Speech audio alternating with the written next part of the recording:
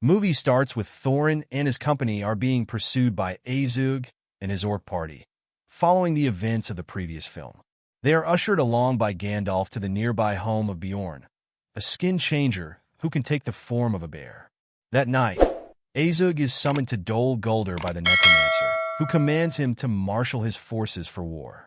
Azug then delegates the hunt for Thorin to his son Bald. The following day, Beorn escorts the company to the borders of Mirkwood, where Gandalf discovers black speech imprinted on an old rune. This coincides with a telepathic message from Galadriel, urging him to investigate the tombs of the Nazgul. He warns the company to remain on the path and leaves them. Upon entering the forest, they lose their way and are ensnared by giant spiders. Bilbo then sets about freeing the dwarves with the help of his recently acquired invisibility ring. He subsequently drops the ring and first begins to understand its dark influence after he brutally kills a creature to retrieve it. The remaining spiders are fended off by the wood elves led by Tauriel and Legolas. They also capture the dwarves and bring Thorin before their king, Thranduil. Thorin confronts the Elven King about his neglect of the dwarves of Erebor following Smaug's attack 170 years earlier and is consequently imprisoned with the other dwarves. Bilbo, having avoided capture, arranges an escape using empty wine barrels that are sent downstream. While being pursued by the Wood Elves, they are ambushed by Bolg and his orc party, and one of the dwarves named Keely is wounded with a Morgal shaft. They engage in a running three-way battle down the river, but ultimately the dwarves are able to escape both groups of pursuers.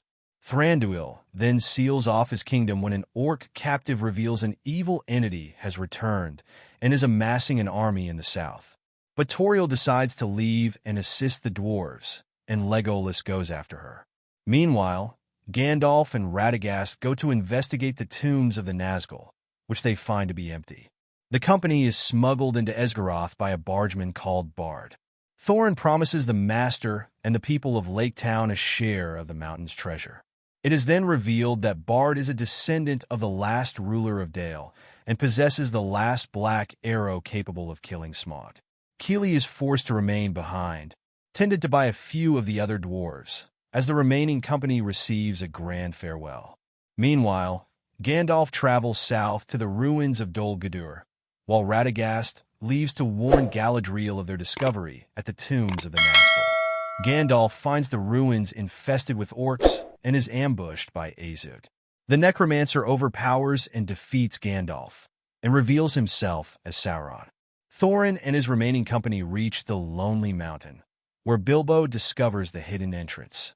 He is sent in to retrieve the Arkenstone, and while doing so, he accidentally awakens Smaug. While conversing with Bilbo, Smaug reveals his knowledge of both the dwarves' plot to retake the gold and the return of Sauron. Back in Lake Town, Bard attempts to bring the black arrow to the town's launcher, as he fears what may happen when the dwarves enter the mountain. However, he is arrested by the Master and his conniving servant, Alfred, in the process, and gives the arrow to his son to hide. Bolg and his orc party then infiltrate the town and attack the 4 dwarves that stayed behind, but are quickly dispatched following the arrival of Tauriel and Legolas. Tauriel then tends to Keely.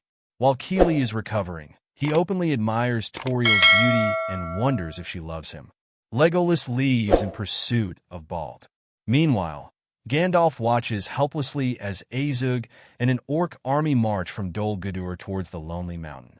Back inside the mountain, during a long chase, Bilbo and the dwarves rekindle the mountain's forge using Smaug's flames to create and melt a large golden statue, hoping to bury Smaug alive in the molten gold.